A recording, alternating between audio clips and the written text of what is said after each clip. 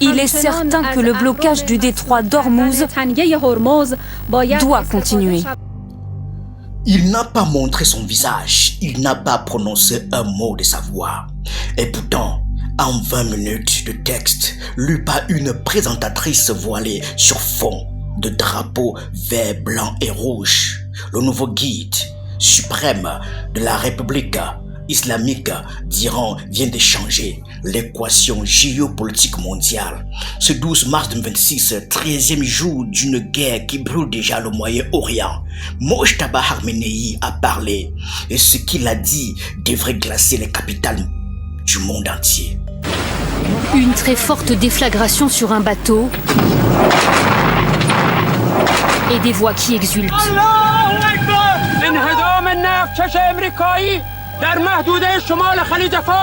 Ces images de propagande, les gardiens de la révolution affirment les avoir tournées et revendiquent cette attaque. À bord de leur bateau, ils s'éloignent à vive allure. Le 28 février 2026, les bombes américano-israéliennes ne se sont pas contentes de tuer un homme. Elles ont décapité 37 ans de pouvoir absolu, assassiné une doctrine et, dans l'intention des stratèges de Washington et Tel Aviv, mis à genoux une révolution.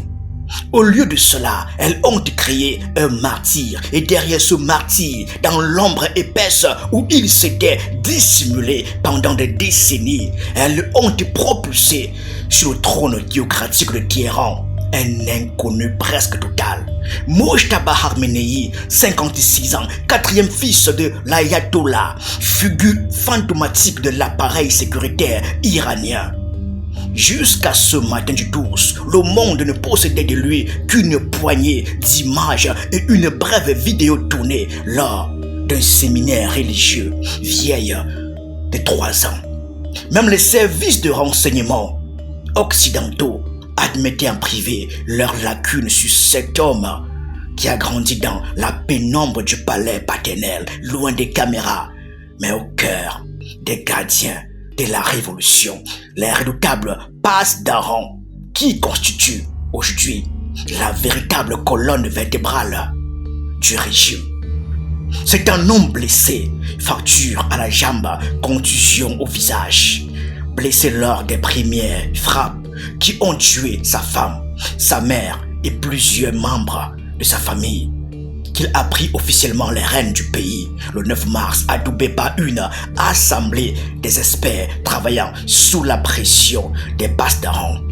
3 jours plus tard, il parle, ou plutôt, quelqu'un parle en son nom, car Mojtaba Khamenei n'est pas apparu, pas de vidéo, pas d'audio, un texte écrit, une voix féminine sur un plateau sobre, une photo de lui aux côtés du cadavre de son père. Et pourtant, ce que ce texte contient a fait bondir le baril de Brent à plus de $100 en quelques minutes. Des images de navires pétroliers en feu dans le détroit d'Ormuz, suffisant pour semer la panique au sein des grandes puissances mondiales. Les gardiens de la révolution ont interdit Ormuz aux navires affrétés par les États-Unis. Trump voulait la reddition, Netanyahou espérait la débandade. Ils ont obtenu la déclaration de guerre totale. Le monde attendait du nouveau guide un signal, une nuance, l'esquisse d'une sortie négociée. Les chancelleries occidentales retenaient le souffle. Le président iranien Massoud Pezeshkian avait lui-même la veille laissé entendre que Téhéran pourrait envisager un cessez-le-feu sous condition. Cette ouverture a duré 12 heures car le message de Mojtaba Khamenei ne contient pas la moindre offre de paix. Pas un centimètre de recul, pas une virgule laissant espérer une désescalade. Rob Guest-Pinfold, maître de conférence en sécurité internationale au King's College London, l'a formulé avec la froideur de l'évidence. Plutôt que ce que l'administration Trump espérait, un changement de ton de la part du nouveau guide, nous entendons ici davantage de la même chose. Davantage de la même chose. Ce constat, simple et brutal, résume à lui seul l'échec stratégique monumental de l'opération menée depuis le 28 février. En voulant décapiter le régime, Washington et Tel Aviv ont obtenu sa radicalisation. Il est certain que le blocage du détroit d'Ormuz doit continuer. 5 mots qui ont suffi à faire trembler les marchés mondiaux et à priver 20% du commerce pétrolier planétaire de sa route principale. Ces 5 mots, répétés 2 fois dans le discours avec une insistance qui tient de la doctrine. Le levier de blocage d'Ormuz doit absolument être utilisé. Le détroit d'Ormuz, ce goulet maritime de 33 km de large entre le golfe Persique et le golfe d'Oman, est la gorge par laquelle respire l'économie mondiale. Chaque jour, quelques 17 millions de barils de pétrole le traversent, soit environ 17% de la consommation mondiale. Depuis le début du conflit, l'Iran le tient fermé et Mojtaba Khamenei vient d'en faire une politique officielle, déclarée, assumée. La réaction a été immédiate. Le baril de Brent a franchi le seuil symbolique des $100, progressant de plus de 9% dans les heures suivant le discours. L'Agence internationale de l'énergie, AIE, a déclenché la plus grande libération de réserves stratégiques de son histoire. 400 millions de barils injectés en urgence sur les marchés. Une mesure d'exception qui ne masque pas ici la brutalité de l'équation. Si le blocus dure, l'économie mondiale entre dans un territoire inexploré depuis les chocs pétroliers des années 1970. Mais en bien pire, plus révélateur encore, le don. En qualifiant le blocus de levier et non de mesure défensive, le nouveau guide l'élève au rang d'instrument de coercition stratégique permanente. Ce n'est plus une riposte, c'est une arme. Le détroit d'Ormuz constitue une route commerciale internationale cruciale. Le maintien de la sécurité et de la stabilité dans cette région sert les intérêts communs de la communauté internationale. La Chine exhorte toutes les parties concernées à cesser immédiatement les opérations militaires. Si le blocus d'Ormuz est l'arme économique, la vengeance est la doctrine politique.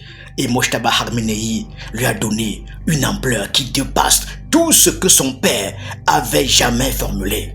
Une partie limitée de cette vengeance a été mise en œuvre jusqu'à présent, mais tant qu'elle ne sera pas menée jusqu'au bout, cela restera l'une de nos priorités. Mais ce n'est pas tout. La vraie rupture doctrinale tient dans la phrase suivante, passée presque inaperçue dans le brouhaha des marchés pétroliers. Interrogé sur le sens de cette vengeance, le guide précise qu'elle n'est pas limitée au meurtre de son père. Elle s'étend à chaque victime civile, à chaque enfant mort sous les bombes. Chaque membre de la nation martyrisé par l'ennemi devient un dossier indépendant de vengeance. Relisez cette phrase, pesez-en chaque mot. Ce n'est pas une déclaration émotionnelle, c'est une architecture juridico-théologique de la guerre permanente. En faisant de chaque mort civile un dossier autonome, le guide supprime toute possibilité de clore le conflit par un accord global. Il y aura toujours un dossier ouvert, il y aura toujours une vengeance en attente. C'est la guerre sans fin érigée en système. Et il cite nommément le massacre de l'école de Minab, ce 28 février dans la province d'Hormozgan. Une frappe aérienne a touché une école de filles en plein cours. Plus de 170 morts, dont une majorité d'enfants. Le guide jure que l'Iran ne faillirait pas à se venger pour ce crime. Dans la grammaire de la République islamique, cette promesse faite publiquement par le guide suprême n'est pas rhétorique. C'est un engagement sacré.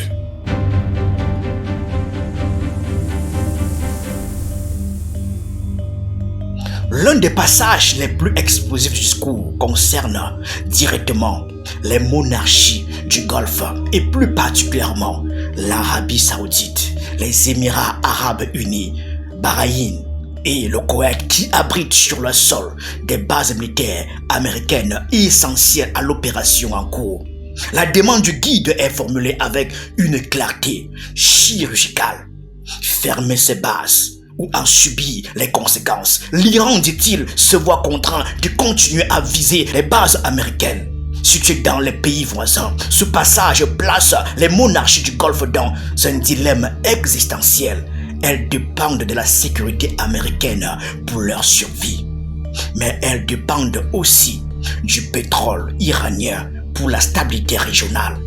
Et elles savent que les missiles iraniens ont une portée et une précision que 10 ans de guerre au Yémen ont considérablement perfectionné. Ari Larijani, chef du Conseil de sécurité nationale iranien, a d'ailleurs précisé ce qui attendrait la région si Washington mettait ses menaces à exécution. La région tout entière sera plongée dans le noir en moins d'une demi-heure. Couper l'électricité, plonger le Golfe dans l'obscurité, faire de la nuit une arme. Ce n'est plus la menace d'un État aux abois, c'est la promesse d'un empire blessé.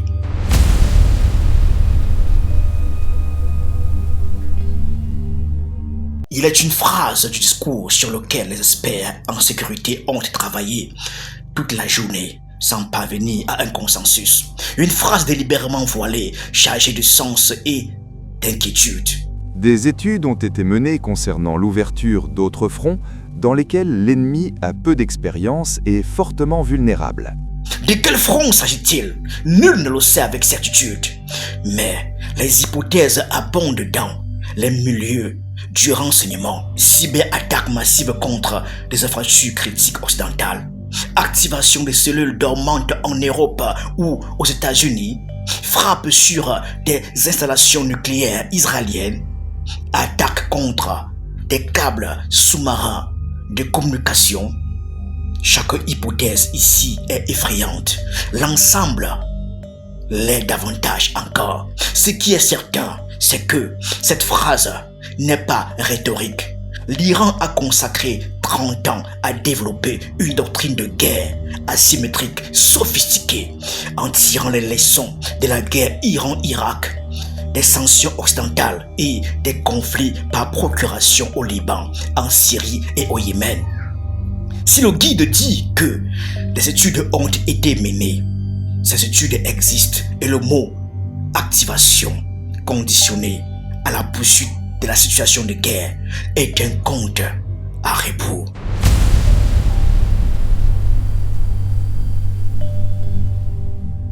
Derrière toute l'analyse géopolitique plane une question que personne n'ose poser frontalement, mais que tous murmurent en privé. Mojtaba Khamenei est-il réellement en mesure de gouverner? Est-il seulement vivant? Le sociologue iranien Didier Ijadi, réfugié politique et auteur d'une référence sur l'islamisme iranien, n'a pas mâché ses mots sur France Info 2 jours avant ce discours. Pour beaucoup d'Iraniens, il est mort. Blessé lors des frappes du 28 février, fracture de la jambe confirmée, coupure au visage, contusion oculaire, il aurait, selon certaines sources, été évacué en urgence.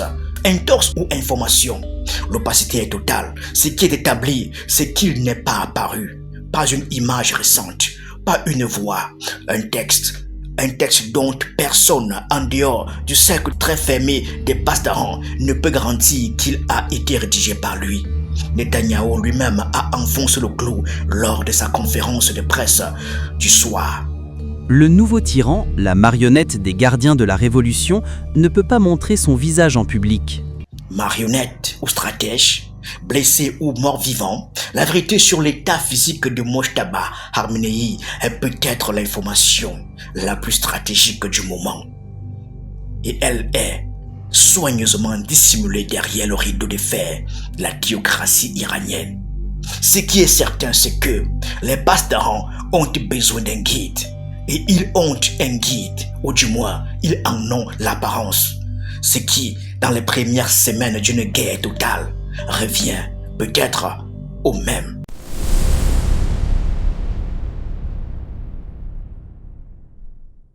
En 1979, Ruhollah Khomeini est rentré d'exil sur un Boeing d'Air France et a retourné l'ordre mondial en quelques semaines. En 1989, Ali Khamenei lui a succédé dans un Iran épuisé par une guerre de 8 ans et a tenu le pays d'une poigne de fer pendant 37 ans. En 2026, Mojtaba Khamenei hérite du trône dans un Iran en guerre, blessé dans sa chair, coupé du monde, mais armé jusqu'aux dents et dirigé par une garde révolutionnaire qui n'a rien à perdre. Le discours de ce 12 mars n'est pas le premier message d'un chef. C'est la déclaration de principe d'un régime acculé qui a choisi de se battre jusqu'au bout. Pas de négociation, pas de capitulation. La vengeance comme programme. Hormuz comme otage et quelque part dans un bunker de Téhéran ou peut-être dans un hôpital dont nous ignorons la localisation, un homme blessé où son ombre tient entre ses mains le sort d'une région de 400 millions d'âmes. Le monde a retenu son souffle. Aujourd'hui, il a bien fait. Demain, il faudra apprendre à respirer sous pression.